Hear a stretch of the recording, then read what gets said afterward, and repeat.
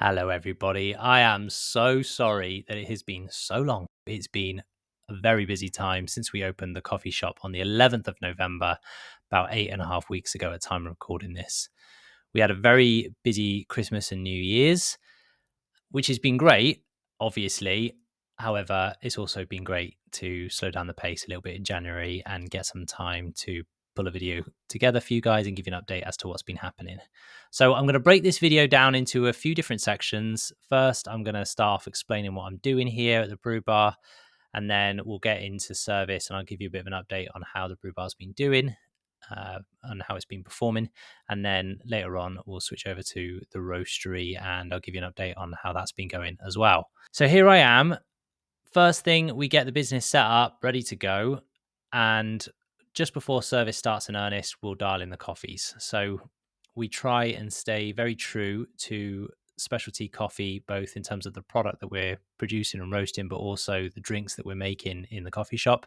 For us, the coffee shop is like a showroom, right? For the roastery, we want it to be the absolute best version of the coffee that it can be. So every single morning, before we get going, we dial in the coffees. What does that mean? So we have a few coffees on. At the time of recording this, I think we had our Brazil, the Rwanda, which is a light roast but makes a great espresso, and our single origin decaf as well. The grinders auto dose the coffee. So the first thing I'll do, which I did about a couple of minutes ago whilst I was talking, is I just weigh the coffee that's coming out of the grinder and I make sure that it's accurate. So if it tells me it's dosed 18.5 grams of coffee, I just check that that's actually true. And if not, I recalibrate.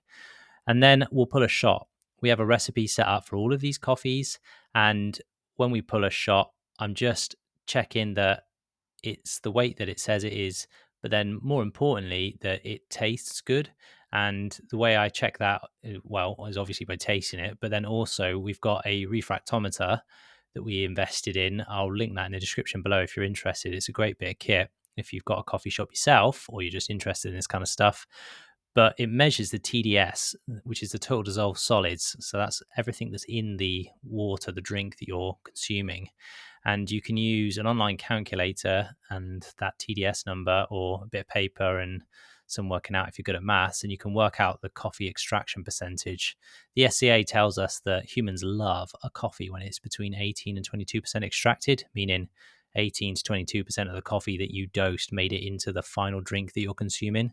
So we'll check all of our espressos, make sure it's 18-22%. If it's not, then we'll recalibrate something, maybe the dose or the yield or whatever. But check those and we're good to go. And then we'll get into service proper.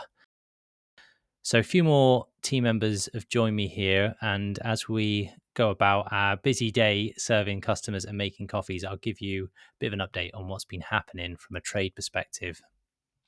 Been open for about 8.5 weeks, as I said. What's been really nice is that we've sold a lot of coffee beans. That wasn't something that I'd anticipated would happen. I mean, I thought we would sell more coffee beans, not as many as we have. So that's great news. I think in total, in the past 8 weeks, we shifted about 170 bags of coffee just in the coffee shop alone. That doesn't include what we did online through the roastery. I'll cover that later. In terms of the drinks sold, we're sitting at about 6,575 coffee drinks sold, or 774 per week.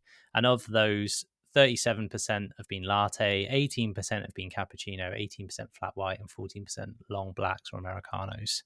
Tea, surprisingly low at 1,832, or about 215 per week. I thought we'd sell a lot more tea given the relaxed area that we live in. But no, it's all been coffee. So that's fantastic. That is what I would like to have happened. I'm just surprised that it works so well. So lots and lots of coffees.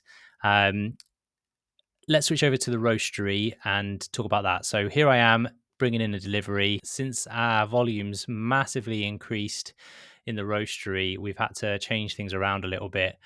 It's so small and we just don't have any storage space. So now when we take deliveries, I have to decant the Hessian sacks into these blue tubs because the Hessian sacks just take up so much space and they fall over as they get more and more empty. Very dusty. I have to clean it all up afterwards. It really hurts your arm decanting it into there. It's like 60 or 70 kilos in these sacks.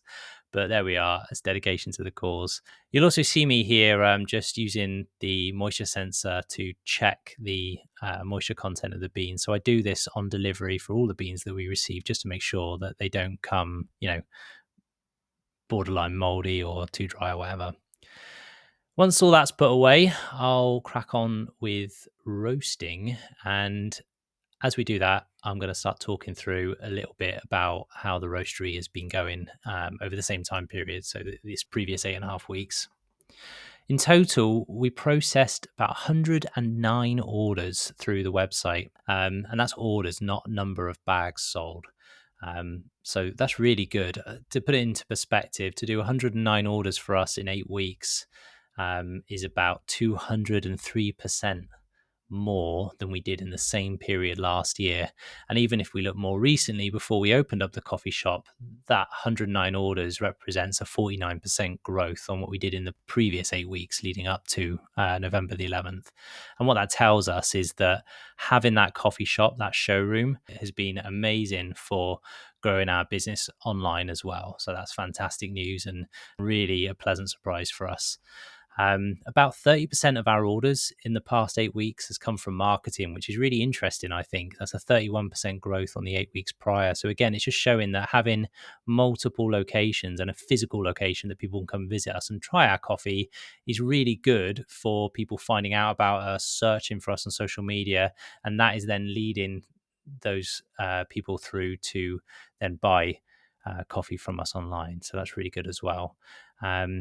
About 40% returning customer rate in that 8 weeks as well. So that's lower than normal. We usually have about 60% customer retention, but that's reflected in the fact that it's lots of new orders and new customers, which has shrunk the overall or diluted the overall pool of returning customers that come back to us month on month. So overall, fantastic stuff. And I'm really curious to see now what happens in January and February, which this time last year was a really tough time for us. We barely sold any coffee at all. And it wasn't until springtime that the business started to recover. So that's it. That's a lot of information for one video. I'll leave it there, but I was desperate to get something out and update you guys on what's been happening. What questions do you have? I love to hear from you guys in the comments below. I'll answer whatever I can. There's a load of information and stats on the back end of these systems that I just wasn't going to cover today because I didn't have time. And honestly, I didn't prepare for it. This is a bit unscripted. But leave us a comment. Let us know. I'll do my best to answer every single question. And yeah, I won't leave it so long between now and the next video. That's a promise. All right, take care.